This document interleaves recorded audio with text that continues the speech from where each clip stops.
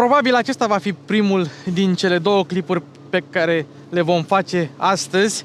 Două Toyote împreună cu Daniel Leulescu. Noi am stabilit că dacă prindem CHR-ul și Prius-ul să le filmăm împreună, întâmplarea a făcut ca noi să le prindem pe amândouă în același weekend și să venim amândoi la Craiova în același weekend și să le filmăm amândoi în același weekend. Probabil ăsta va fi primul care va ieși CHR pe canalul lui Daniel, Toyota Prius, noua Toyota Prius G5 la mine pe canal, evident la Mașini cu Luci Popa. 70% dintre voi nu sunteți abonați, deci dacă ați putea să o faceți, m-ați ajutat foarte mult și pe Daniel la fel, evident. Idem, și la mine tot la fel. Și la el tot la fel. Nu mai lungim, Mașini cu Luci Popa începe.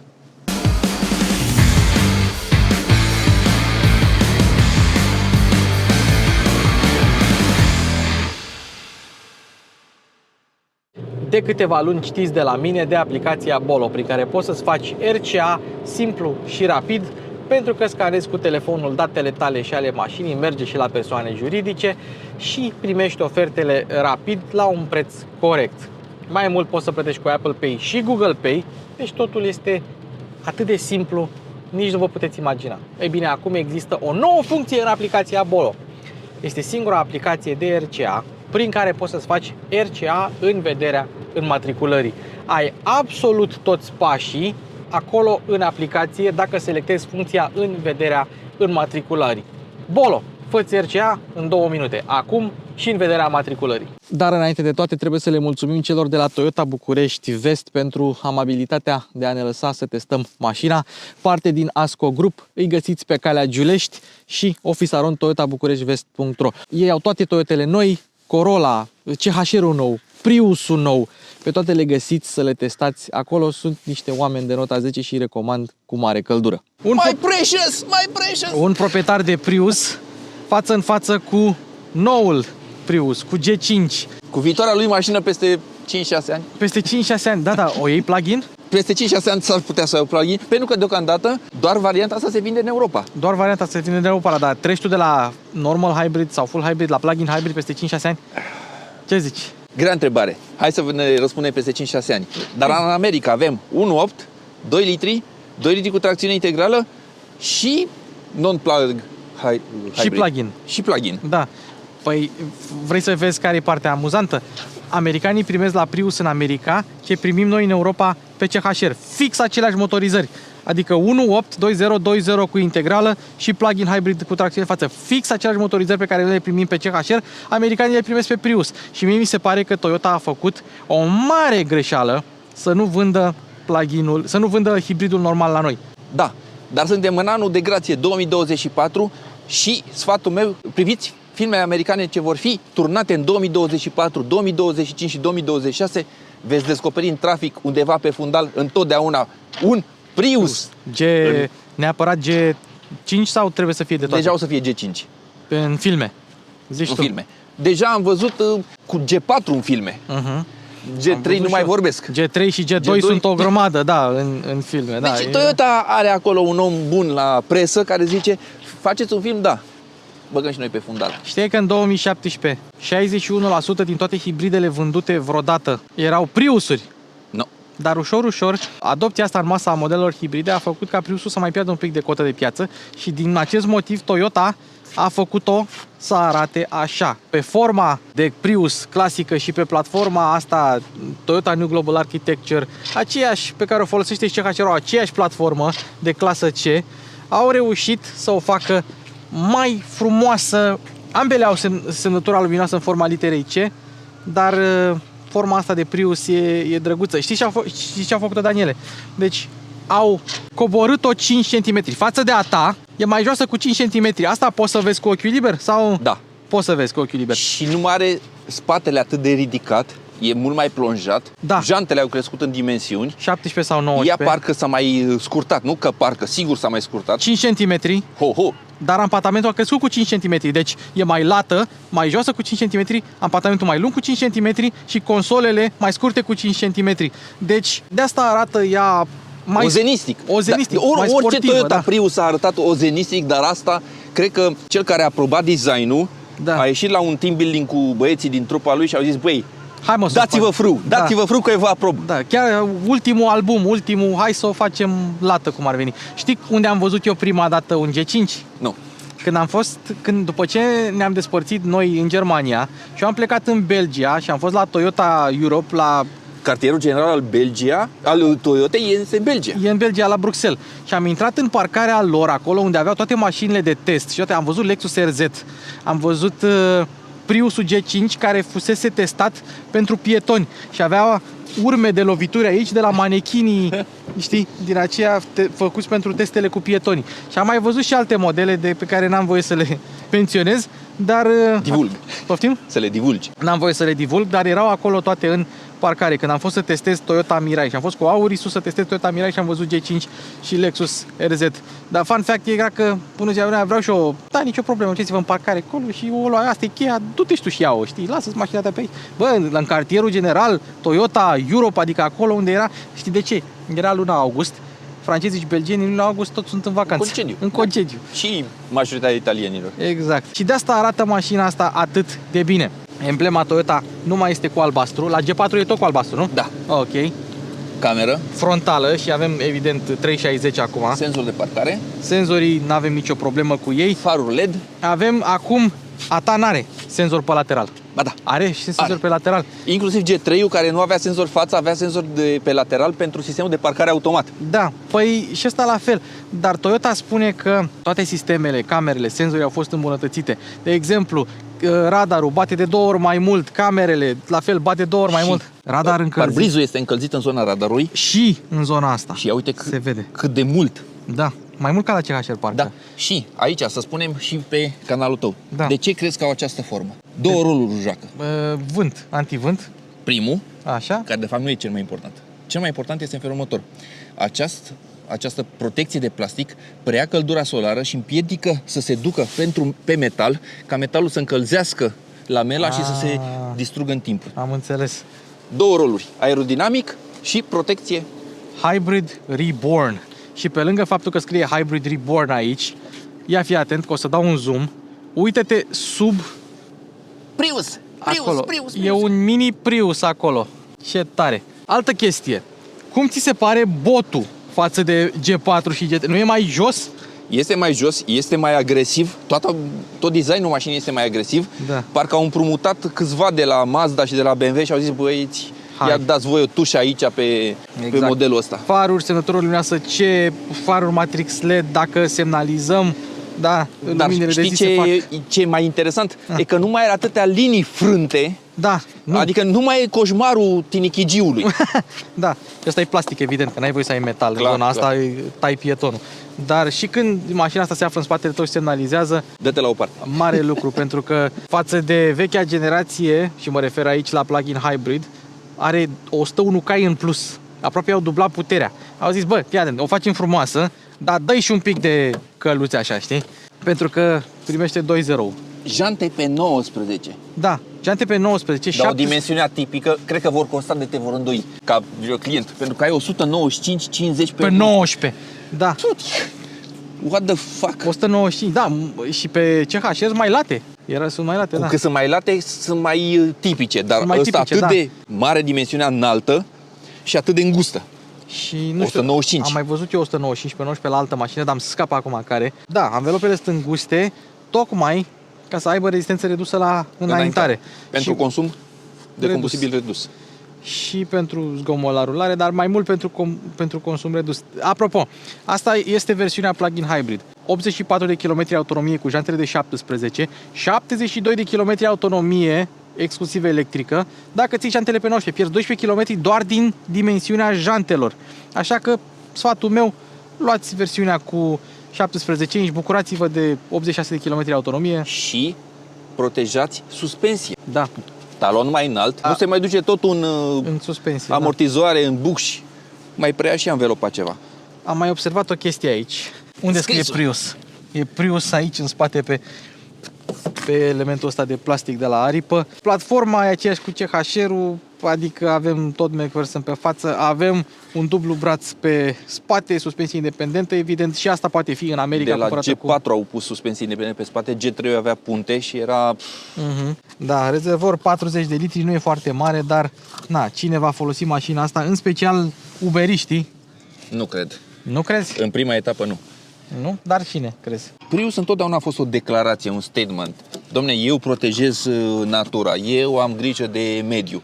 Niciodată nu a fost o mașină ieftină, dar acum este și good looking Da. și ai și putere și nu mai râde, să zicem, altcineva de tine de modul în care te-ai târâ cumva pe autostradă pentru că nu te târâi. Chiar Da. mergi și mergi economic. Fii atent, ușa are deschidere electrică. Da. Asta, dacă va fi folosită Ia, ține tu acolo pe post de și eu Uber, filmez de aici. da, apeși, deschidere electrică.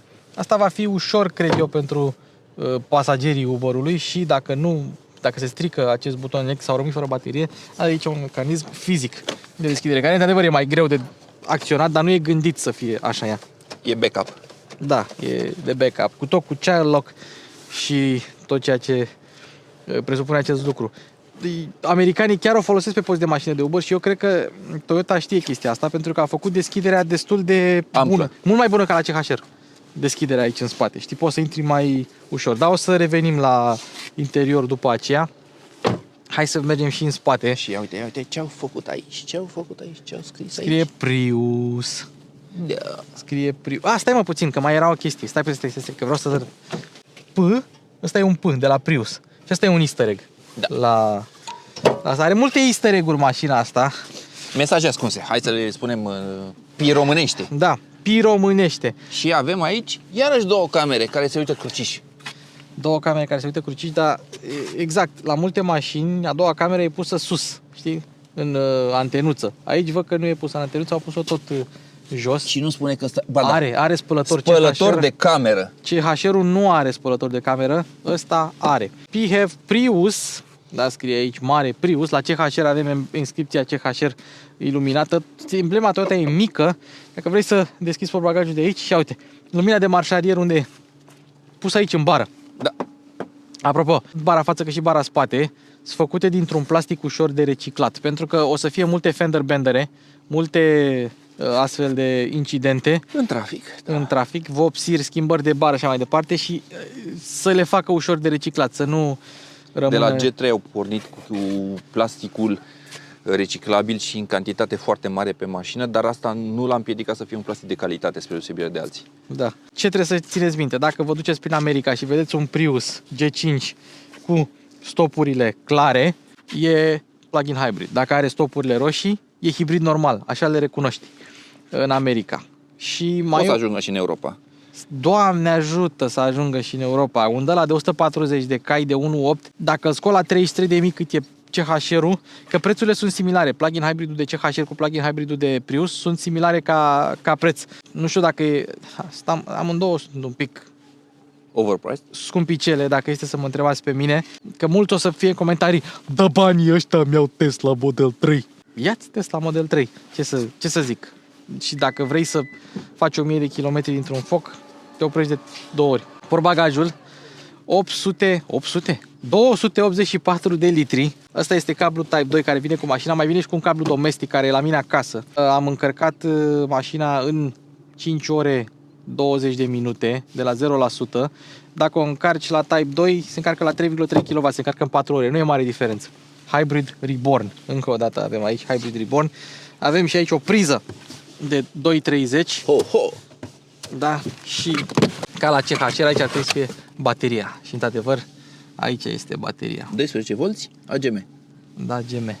Care Nu dați curent, nu dați bani pe oricum. prostii. Dați curent la... nu dați curent la alții în primul rând și când vreți să porniți mașina, Da. Ei, și aici consultați... ai acces la portul de încărcare, care e un Type 2 normal, nu e mare brânză, scofală sau alte chestii. 284 de litri, podea falsă și despărțitoare. Aici stă cablul domestic al mașinii și aici la fel, tot ai niște despărțitoare pentru obiecte mai micuțe, kit de pană. Evident, nu ai roată de rezervă. BMW style. BMW style. Tai un pic să rabatăm și bancheta. Nu știu câți oameni vor rabata bancheta la Prius, dar hai să o rabatăm. Pac! Și ai podea plană, bă. Uite-mă, faptul că ai bateria. Culmea, bateria, atât bateria, da? Deci bateria e montată sub scaunele în față, nu e în portbagaj. Dar rezervorul a fost montat un pic mai în față decât la decât la G4, decât la tine. Distribuția greutății. Pentru distribuția greutății, dinamism și așa mai departe. Și platforma în sine, TNGA-ul e făcută pentru dinamism, reducere de masă, reducere și coborâre centru de greutate. Și Unde sunt fantele pentru baterie? Trebuie să fie pe partea cealaltă, că nu sunt pe partea asta. Nu le vezi, da? Nu, și nu le simt. Ori fi pe sub sau cu ieșire în portbagaj. Dar hai să arătăm repede două chestii. Aduc camera încoace. Apropo, când am zis că se rabatează bancheta, centura nu va fi prinsă. Și mai avem un easter egg aici. Fii atent aici. Safety first. Corect. Safety first. Da. Are airbag central, ar trebui să aibă. Are airbag central și airbag pentru genunchi, am mai spus-o. Mulți producători nu pun și cumulativ? Sau. Da. Toyota are 21 de ani de când a lansat prima mașină cu 5 stele la testele de siguranță Euro NCAP. Și care a fost aia? Nu. Avem SIS-ul, l-am avut eu. Pre-facelift-ul. Așa. Ce faci cu copertina asta? Fii atent. O desfaci, Așa, că sunt mai înalt eu. că ești mai înalt tu. O scoți și o pliezi. Apropo, știi ce înseamnă Prius? Din latină vine. Din latină Știam. vine, da. Superior, care a fost înainte, chestii de genul ăsta. Dar, Dacă spunem chestia asta, îți dai seama ce hate o să cură. Cum adică Priusul să fie superior? ei, așa înseamnă că... Și încă un lucru, s-a mai făcut o cercetare. Știi că Toyota are boala asta să-și numească mașinile toate coroane, știi? Adică Toyota Corolla e coroană, Crown e coroană, Camry e coroană. Ei, au descoperit unii că backside, l-am pus invers. Au descoperit unii, Alt easter egg. da, alt easter egg. Bă, ăsta chiar e, da mă, chiar e easter egg ăsta. Backside, așa e. Nu mă gândisem. Au descoperit unii că Prius mai înseamnă și coroană, dacă îți vine să crezi. Deci, toate, cum la Volkswagen, majoritatea mașinilor au nume de vânturi, Passat, sigur? Golf, Polo, da. Scirocco e vânt, Passat e vânt, Golf e vânt, nu e sport, știi? Toate sunt Vânt se spune în românește la altceva. Da? la altceva, da.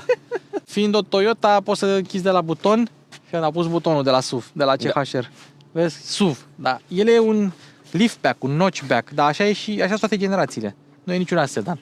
Și dacă apeși prea tare, ca să nu apeși pe buton, dacă uiți, preia motorașul această operațiune, această funcție. Mi se pare un pic ciudată poziția antenei. Eu gândesc că este pusă aerodinamic, pentru Este că pusă dacă ar fi aerodinamic. pus-o sus, ar fi, așa să zic, Da, vezi? influențat scurgerea aerului pe plafon. Uite-te la CHR, pe exemplu. La majoritatea mașinilor se pune pe o porțiune dreaptă a plafonului, pe când la asta se pune pe partea plonjată și atunci, știi, arată ca un avion în decolare. Da. Și avem două plafoane panoramice, însă ia uite-te, ce scrie, ce e aici? Este de la de încărcare. Panou solar care poate încărca până la 8,7 km pe zi, dacă e soare afară. Acum nu e... O să arătăm și cât a încărcat, și cu cât încarcă live. Încarcă cu vreo 9-10W pe norul ăsta, cam așa. Deci maxim 8,7 km pe zi. Dacă o lași o săptămână în soare, se încarcă bateria în total. Și față de G4, nu mai ai baterie separată solară. Se încarcă bateria de tracțiune. Da. Știi? Apropo de tips and tricks, Da. generația asta, într-adevăr, e bine să o lași în soare, dar celelalte, nu. De ce? Afară sunt 40 de grade. Da. În interior, o să fie 45, 46, 47. Da. Dacă o lași în soare, este bine să crapi geamurile puțin, ca excesul de căldură să iasă, pentru că altfel, fiind în interior, ventilatorul spornește când bateria se încălzește și merge. Dar când mașina stă și în interior este foarte cald, se degradează în timp bateria. De asta e bine să pui paravânturi și să le lași puțin crăpate atunci când pleci, Da. să zicem, dimineața și te mai întorci seara. Dar dacă pleci o săptămână, 2-3, Da. nu e bine totul să o lași în soare, o generație mai veche de Prius.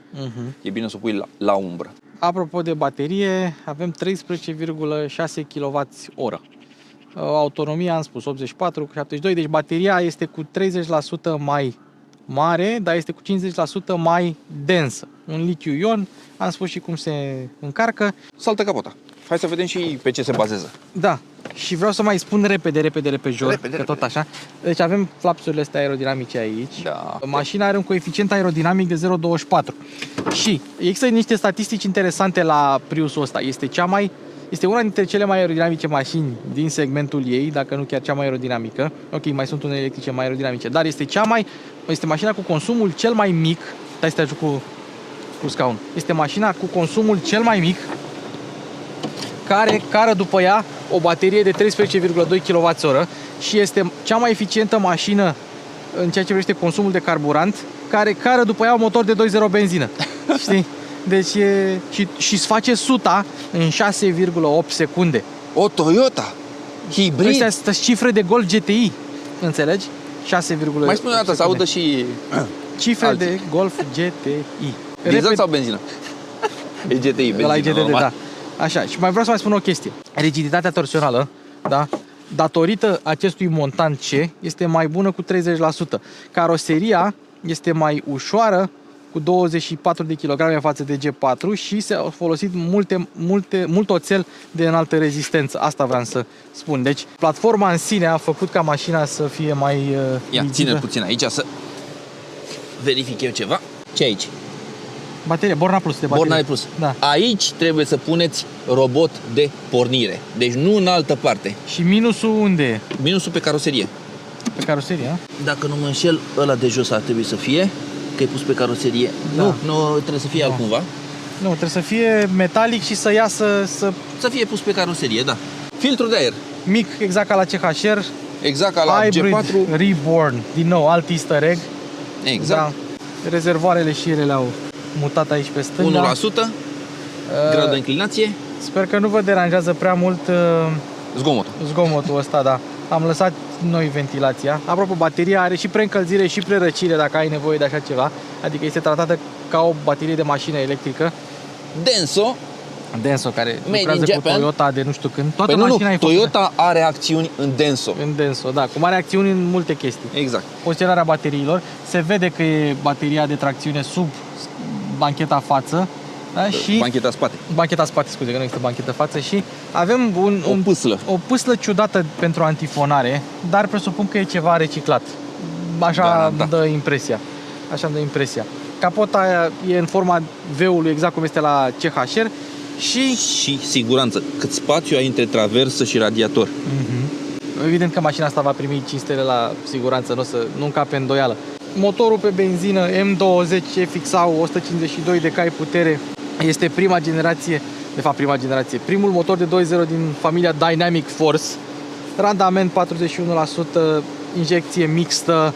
Acum nu mai avem între cele două motoare electrice, înainte exista un ambreiaj, ca să fie totuși mai eficient, s-a renunțat la acel ambreiaj pentru cutia de viteze ECVT. Avem aceeași transmisie ECVT cu angrenaje planetare. Tu ai condus atâtea ECVT-uri și ai spus și în clipul cu CHR că poate fi frapant la început cu Zgomotul, conduci. dar te obișnuiești cu el și mai ales te gândești la binele planetei și la binele buzunarului tău până la urmă. Pentru că orice altă cutie pe o motorizare hibridă nu are același randament și nu este atât de ieftin de întreținut.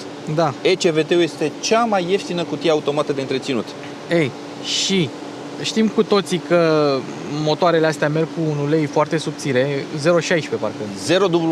0W20 sau 0,16 mai nou. Da.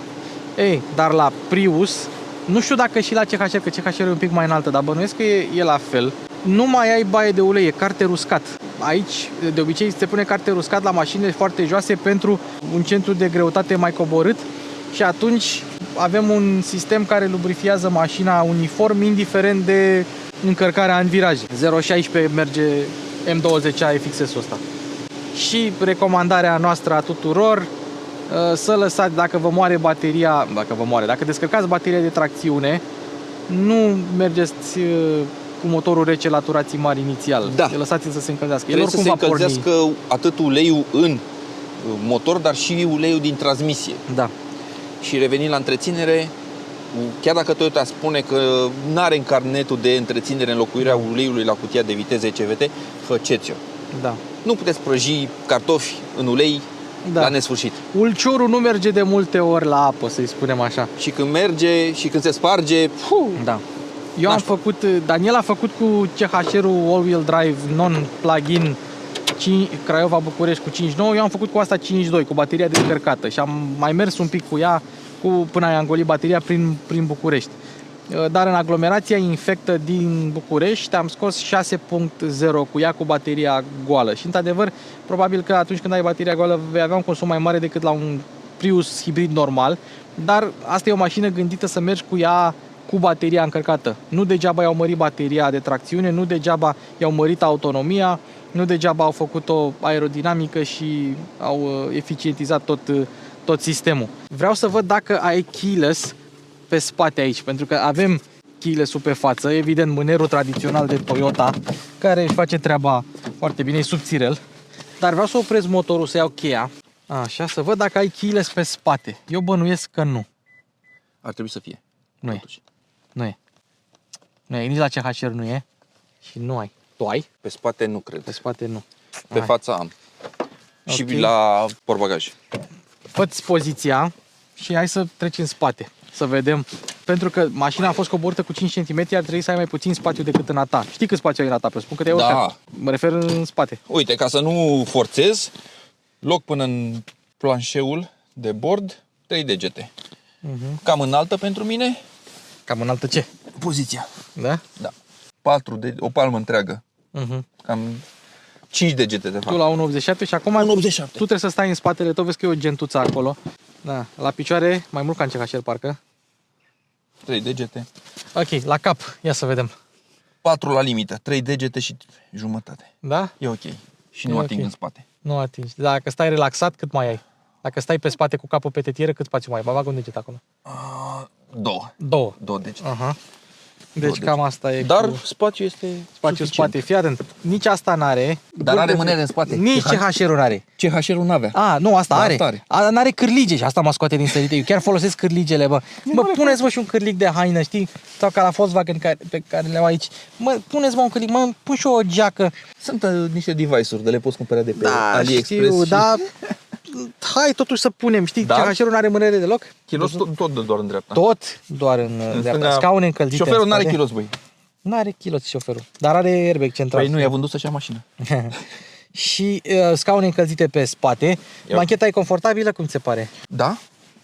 Și doar, USB-uri avem în spate. 2 bucăți. 2 USB-uri. Și mai e ceva adaptabil aici, că văd că e un căpăcel. Da, pentru alte piese posibil să mai fie o priză de 12 V Da, acolo. de Și încărcare. hai să vă arătăm și cotiera rapid. Cotiera, dar ai 2 suporturi de pahare pe versiunile de bază. Nu ai. Versiuni de bază care s-ar putea să nu se vândă la noi în țară. Și nu avem ski hatch. Deci lipsește ski hatch-ul la Toyota Papyrus. Hai să arătăm dar și... în America se vinde și cu tracțiune integrală. Da. Așa este. Și aici Type 2-ul tradițional, primești cablu domestic, primești, Îți arată? da, și cablu Type 2. Acum, spre exemplu, dacă îți cumperi un Volvo electric, nu mai primești cablu domestic, dacă îți vine să crezi. Da, mă, s-au inspirat de la... iPhone. De iPhone. De la iPhone. Pe bune, fix la asta mă gândeam. Fix la asta mă gândeam. De ce vinde iPhone-ul ăsta? Hai, le tăiem. Less is more. Da, asta este o inimioară pe oglindă. Nu a ieșit la spălare, culmea. Așa am luat mașina, nu pot să mă plâng, dar o să lăsăm așa. Hai să arătăm interiorul rapid și mergem la condus. Merg eu primul, de data asta, la tine tu ai mers primul. Buzunarele, ca la multe Toyote, nu sunt foarte mari. Da, uite, are loc o sticlă. Da, o sticlă, hai să zicem, de 1,5 litru. Dar nu sunt extraordinare. Și spre deosebire de CHR, aici ai un buzunar. Dar la CHR ai ăla, suportul de pahar. Footrestul este mai lat. Ce faci? Footrest. Locul de... Da, mă pus glumesc, piciorul, era o glumă. Da, este mult mai lat. E mult mai lat, da, pentru șoferii de Uber. Capota, rezervorul, deschidere portbagaj, activare, priză, parbrizul încălzit la bază, faza lungă automată, volanul încălzit, tripul care e foarte greu de găsit, că nu-l vezi de semnalizare. Mi-a luat ceva să-l găsesc, toate Toyotele au așa ceva. Camera de monitorizare, volanul care este mai mic decât la alte Toyote, e volanul de pe BZ4X, care este cu 2 cm mai mic în diametru decât volanul de pe CHR și alte Toyote. pentru că avem tabloul ăsta de bord. O să intrăm în detaliu și la el destul de repede. Ozenistic. O zenistic așa. Ca orice Prius. Chiar sunt curios. Da, pentru că înainte ceasurile de bord la Prius erau în centru. Da, alt easter egg. Alt easter egg Prius. Și o să mai arătăm încă unul. Scaune ventilate. Scaune ventilate. Eat that. Culmea, un Prius vine mai dotat la aceiași bani decât un CHR. Deci sunt la aceiași bani, dar asta vine mai dotat și un pic mai spațios. Camere 360 o să le arătăm. Butonul de power nu mai e albastru, cum nici sigla nu mai este albastră. Față de CHR avem și buton fizic. Încălzire, ventilație, același comenzi de climatizare, 2 USB-uri în față, priză de 12V și fii atent aici. Încă 2 USB-uri aici. Deci mult mai multe USB-uri decât CHR-ul. Au micșorat spațiul de interior. Da? Și mai era o tăviță aici. Mai era o tăviță. Asta ca să găsim și lucruri negative. Dar spunem, atac cum se deschide? Așa, în sus. Tot așa. Dar la Lexus UX 250H, pasagerul poate să o deschidă de aici spre el și șoferul de aici spre el. Exact sistemul ca la de conducere. Exact, același schimbător, exact același Prius motoare. style, că de fapt despre asta vorbim. Da, de la hybrid style cum ar veni. Și voiam să arăt, da, un easter egg, ia fi atent aici, deschide... Ăsta, compartimentul secret. Da. Și ce scrie? Hidden compartment. #hidden compartment. Eu eram mai harnic. Eu desfăceam și protecția. #hidden compartment. Și am și pus-o la loc. Da. Și aici... Dar? Ce? Încărcare prin inducție. Are. Încărcare prin inducție și... Păi stai puțin, unde e încărcarea prin inducție? Aici? Nu mai e. Nu mai aici? La noi nu e. La americani e. Și scria #wireless charger. Și de ea deschide torpedoul. #glovebox. Ia uite aici. Să arătăm și cu pixul, că de-aia îl avem. Glovebox. Ce tare. Să ne semnăm. Foaie de parcurs. Foaie de parcurs, da.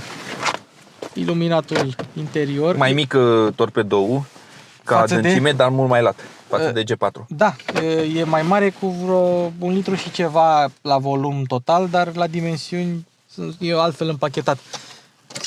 Așa, lumină la parasolar. Și la pasager. Și la pasager și... Pentru ruși și alte chestii. Și acum hai să o pornim, dacă tot. Pentru că trebuie să arătăm și camera. Aceasta este... Noua CHR. Da, noua Toyota CHR. Și noua oglindă.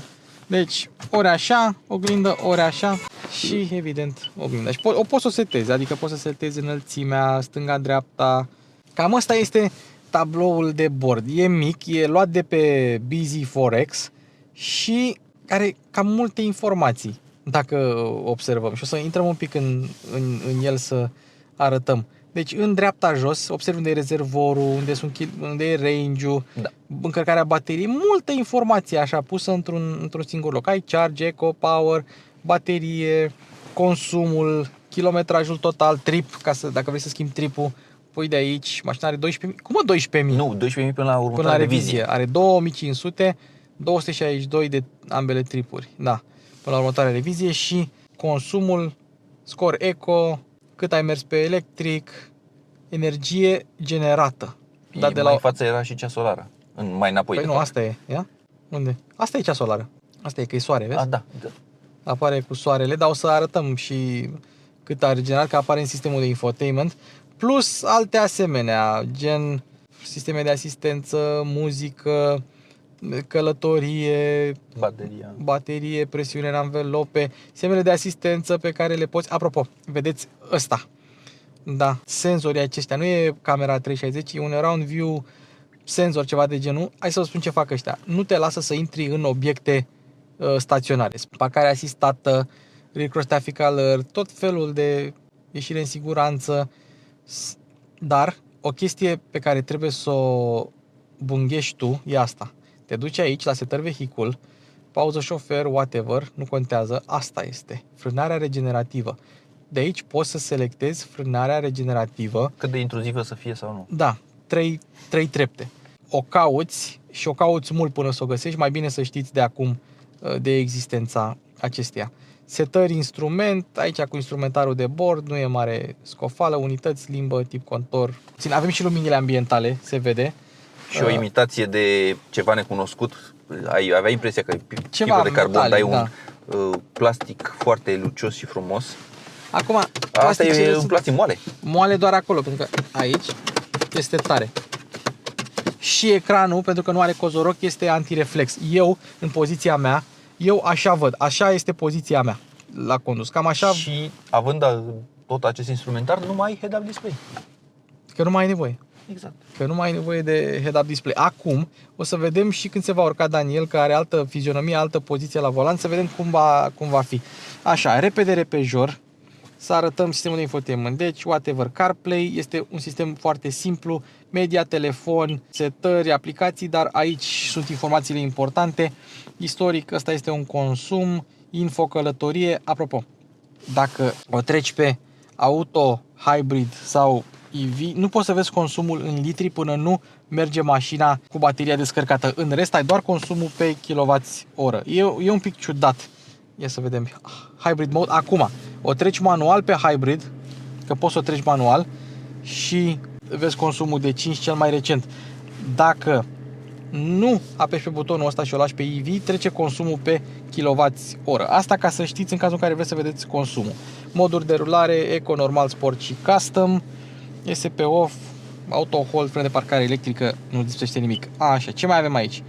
Climatizare, dacă vrei să ai un meniu de climatizare și să nu te uiți aici, deși e foarte util aici. Și facil. Da. Solară, atâta generează acum, constant, 25 de W. Astăzi a generat 17 Wh și în total 7,5 kWh de când s-a resetat această normă. Ieri erau 5 și ceva. Deci a regenerat undeva la aproape 2 kWh de ieri până azi, condițiile în care e întuneric. Da, e norat. Cam așa. Flux de energie și observăm că au pus panoul solar panoul încarcă solar. bateria. Au pus și panoul solar, dacă îți vine să crezi. Și îți arată și priza. Și priza, exact. Foarte drăguț și, mă rog, Și programul de încărcare să ți-l programezi să ți-l noaptea. programezi tu, da.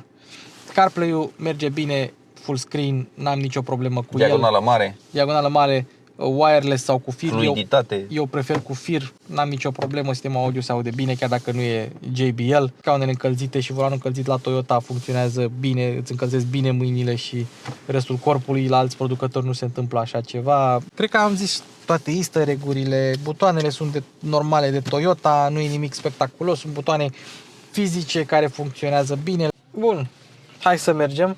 Și evident, având 91% încărcare baterie, vei putea să mergi undeva la 60, Electric din start. Electric din start, vreo 60 de kilometri. Deci clar, pentru nevoile cotidiene nu vei avea nicio problemă. Eu merg zilnic în București între 40 și poate 65. Adică eu, dacă aș avea un astfel de exemplar, n-ai mai porni. l-aș mai porni tot. Din când în când, da. L-ai mai porni. Apropo, să o trec în B, eu am braking-ul pus la cel mai înalt nivel. Însă, dacă ai bateria încărcată, așa se merea mașinilor electrice. Dacă ai bateria încărcată, la fel ca la majoritatea mașinilor electrice, regenerarea nu va intra puternic, pentru că n-ai unde să o încarci. N-ai da. cât să mai încarci. Și tocmai fiind o treaptă superioară de regenerare și viteza de încărcare a bateriei va fi mare și atunci, de obicei, după 90% în jos începe să funcționeze regenerarea cum ar trebui să funcționeze. Mașina, da, dezvoltă 220 de cai putere total, dar motorul termic are 150 de cai putere, motorul electric are 163 de cai putere. Deci doar motorul electric la mașina asta este mai puternică decât orice Prius făcut vreodată înaintea lui. Vreau să mai subliniez. Da, câți cai putere are? Câți? 223? Deci aproape cât un Passat biturbo? Da, cam așa. Dar, mă rog, e altă filozofie, nu... Ea face suta, deci dacă o treci pe sport, totul așa, face suta în 6,8 secunde. Dar face suta electrică în 11 secunde. 0-100 electric în 11 secunde. E clar că o poți folosi, uite, asta e doar electric, nu intră motorul pe benzină. O poți folosi pe post de mașină electrică cu autonomie mică, știi? Mai mult decât suficient. Da, mai mult decât suficient să mergi pe electric.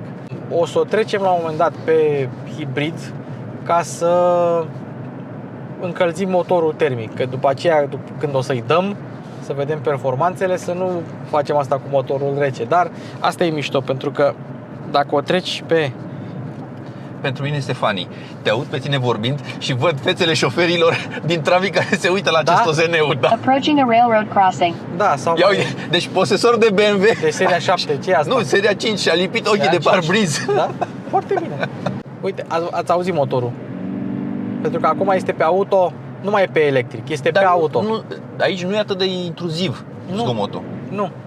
Păi nu, multă antifonare. În CHR se aude o idee Se aude, mai pregnantă. O fi aceeași platformă, avea prețuri similare la versiunile plug-in hybrid, că doar plug-in hybrid se vinde. Dar locuri de fabricație diferite. Locuri de fabricație diferite și eu zic că destinațiile sunt diferite. Dacă ai pentru oraș, asta mai ești pentru drumuri lungi. E un pic... Și cu CHR-ul poți ieși fără probleme la exterior. Dar întotdeauna un sedan va fi mai confortabil decât un crossover. Da, ambele cu jante de 19 și facem testul pe același drum, știi? În aceeași zi, la 2 ore distanță. Deci nu e... Oricum, mașina, atunci când mergi cu ea și are volanul ăsta micuț, ai altă senzație de mașină sport, poziția e un pic mai joasă, e mai sportivă, vizibilitatea e bună, linia geamului e jos și da, n-ai nevoie de... Eu cel puțin nu am nevoie de head-up display pentru că vizibilitatea mea nu este obstrucționată de volan. Probabil și ăsta e un motiv pentru care au făcut volanul mai mic. Dacă făceau cu 2 cm mai... Îți intra în câmpul vizual al tabloului de bord. Sunt curios dacă o să-ți intre și ție și vreau... Mai e o chestie. Da. Ferestruica mică e mai închisă la culoare decât geamul normal al ușii. Are, da. E mai închis la culoare. Are tentă. Are tentă, da. Și ce am observat... Așa e și la pasager. Da. Și în spate avem o oarecare tentă. Mai mică, dar eu mai am weekendul ăsta și Volvo EX30 la test și ăla n-are tentă deloc. Dar nu înțeleg de ce. Bine, eu nu sunt mare fan tente la mașini. Nu sunt fan privacy glass, spre exemplu. Eu sunt. Dar asta n-are privacy. Asta are privacy glass, nu știu care nu are. CHR are. Da. CHR are, uite. Priviți drumul. Op. Oare japonii s-au gândit că un Prius va merge pe aici? Mi-a povestit cineva că în Mongolia este plin de G3. Da? Da. Foarte tare. Păi, fiabile și rezistă la praf. Da, uite că și asta e destul de confortabilă. Evident, neașteptat de confortabilă. Neașteptat. O să simt la cât de prost e drumul. Dacă ar fi fost cu jantele de 17, era altă mâncare de pește, știi? Astea sunt și înguste, nu sunt late. Nu sunt late. Văzură în dimensiunea anvelopei.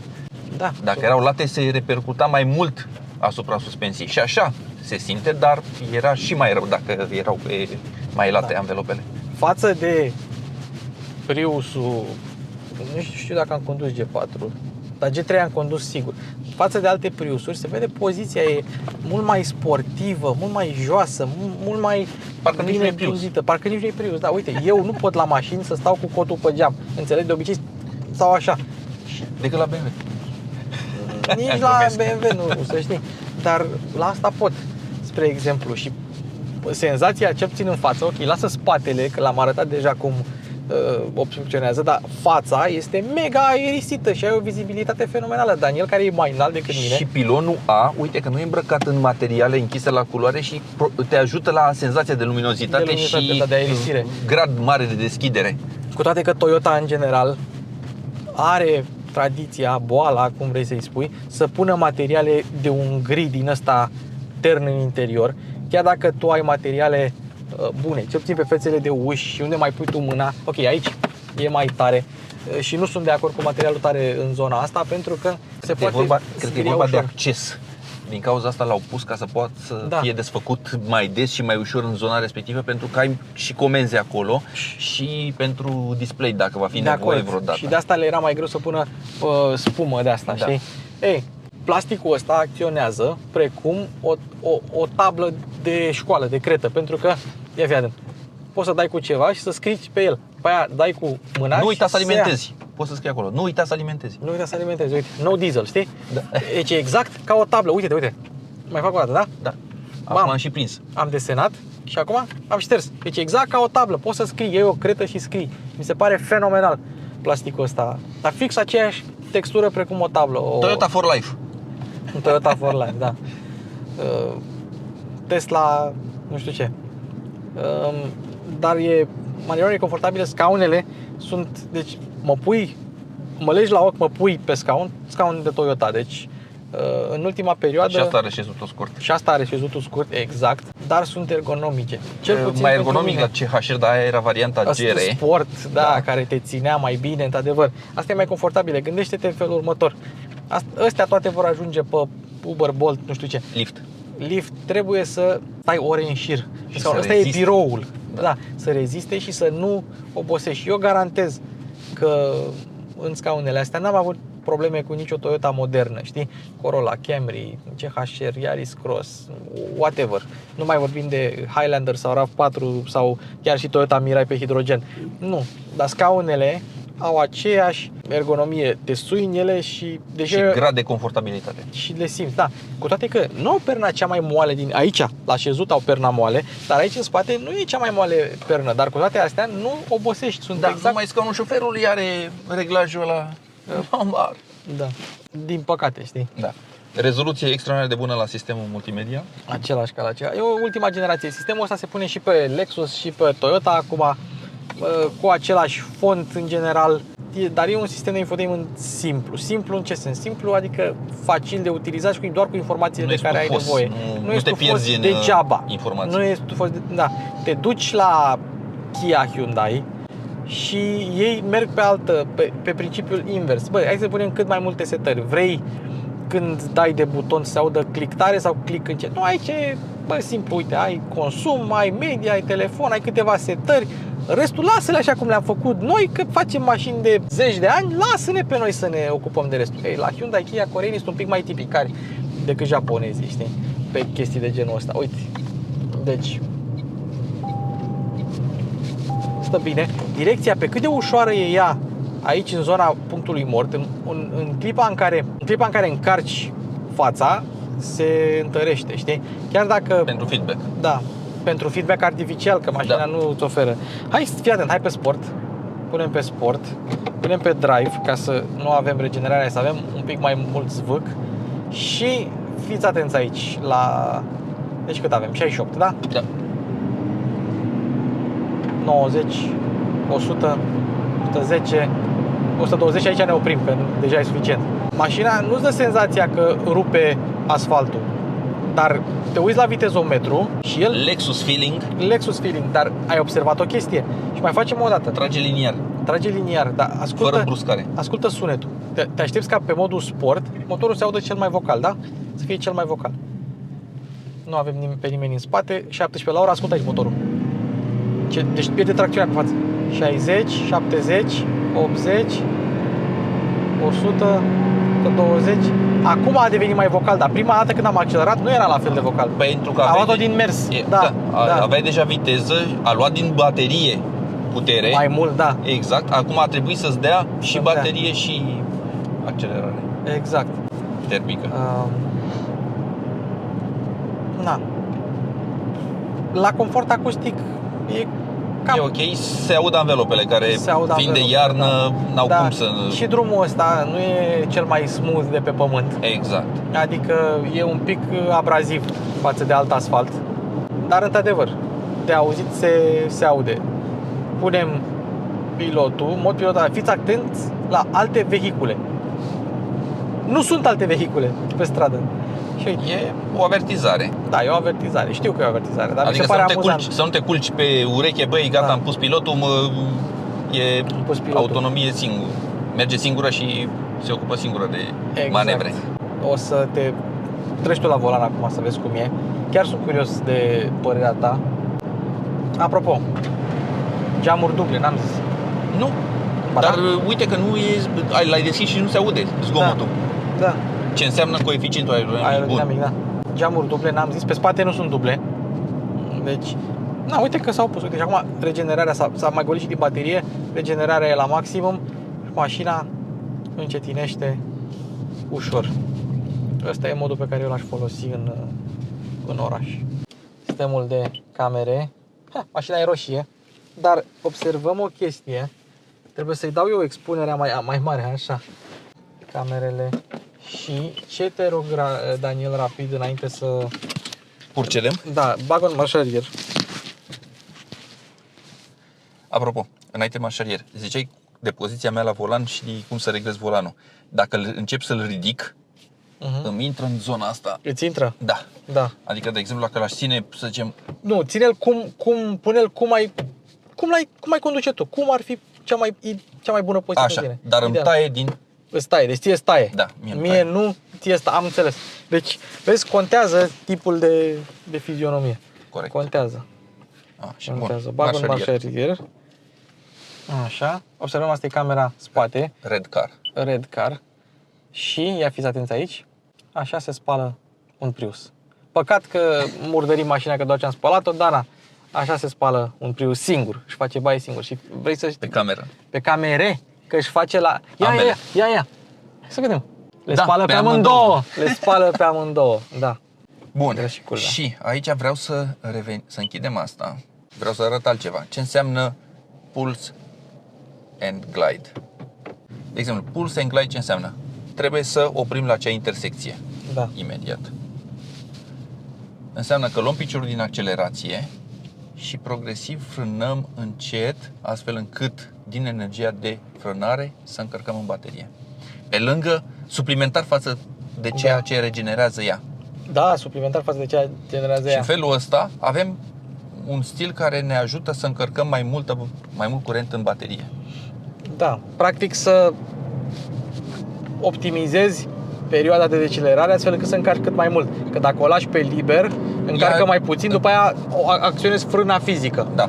Și tot în sistemul ăsta Pulse and Glide ajungi la viteza de croazieră, să spunem, 70 de km la oră, ai luat piciorul, mai accelerezi puțin, iar iei piciorul, iar mai accelerezi puțin.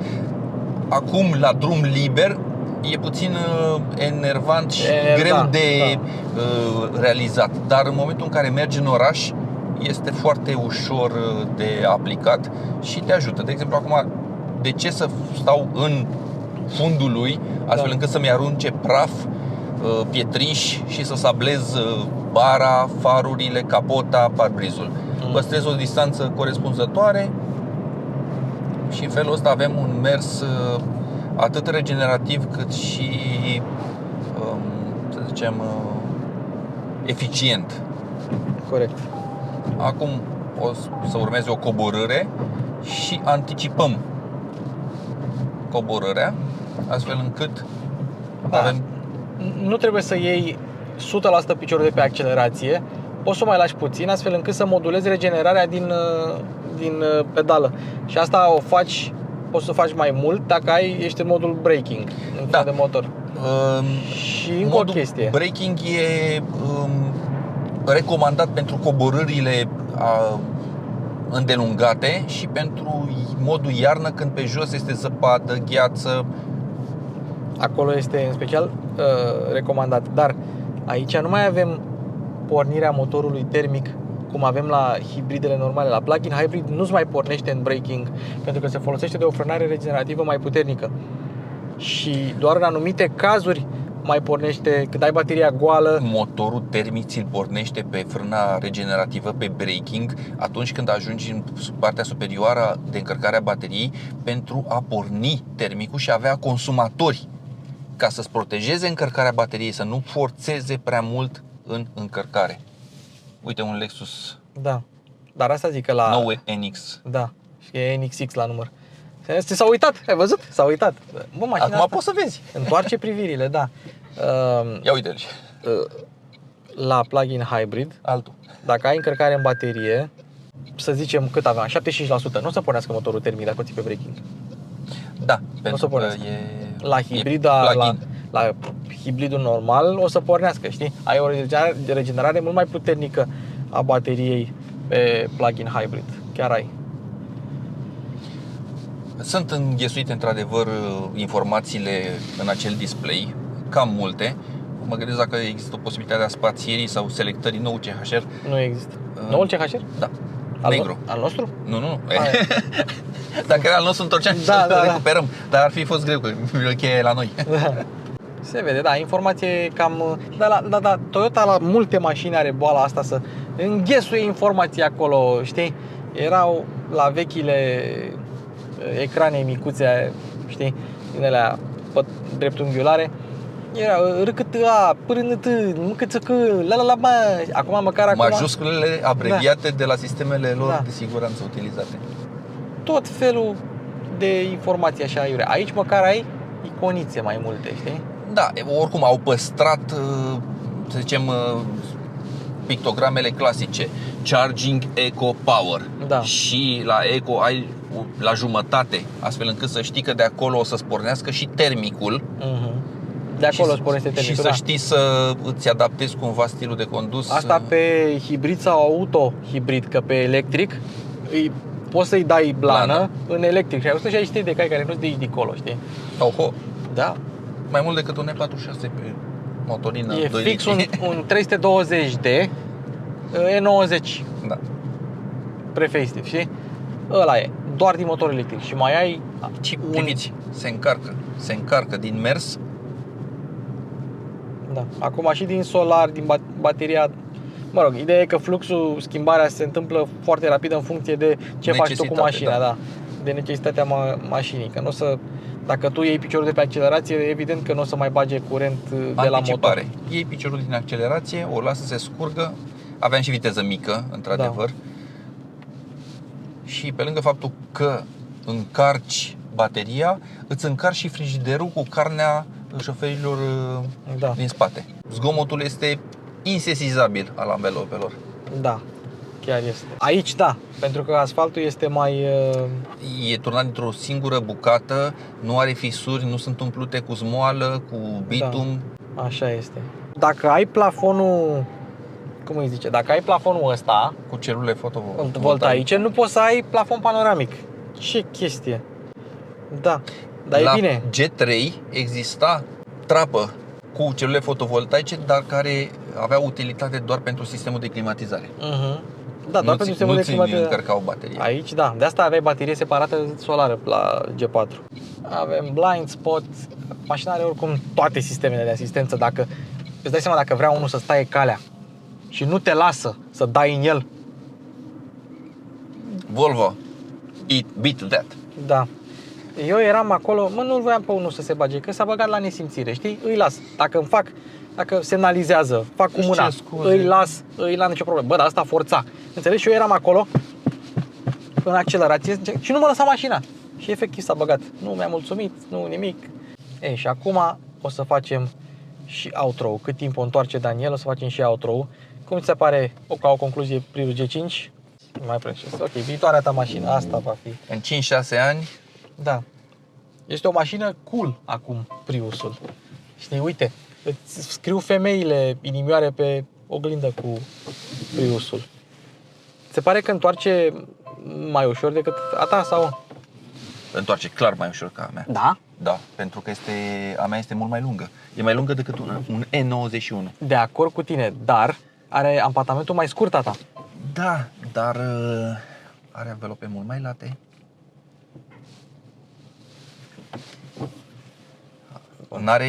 Asta are un sistem de direcție mult îmbunătățit, crede-mă. Te cred, normal că tu mergi cu ea zilnic. Te cred. O pui la loc ca să... Da. Păi atunci cât timp o pui, hai să ne luăm la revedere. Acesta a fost Prius G5. În sfârșit am pus și noi mâna pe el. Daniel fierbea, vă arăt mesajele cu când ai Prius. Da, când ai Prius. Ascultă-mă, când ai Prius, deci nu există. Nu, când ai Prius. Bun. Eu la fel, mie mi-a plăcut Priusul ăsta din totdeauna, doar că dinainte de a se fabrica. N-am avut ocazia să-l iau la test mai devreme. Asta e. Așa au fost circumstanțele. Vă mulțumim pentru atenție. Abonați-vă la canalele care vă plac, nu doar ale noastre, dar ne ajutați foarte mult dacă ați face. Pentru noi contează mai mult decât contează pentru voi acel buton de subscribe. Și faceți-l simultan cu un like sau cu un orice, dislike. dislike și negative. Voi dacă ne înjurați în comentarii, ne aduce expunere, ne aduc vizualizări, abonați și mai departe. Vă mulțumim pentru atenție. Prius G5 cu Daniel Leolescu, mașini cu Luci Popa se încheie.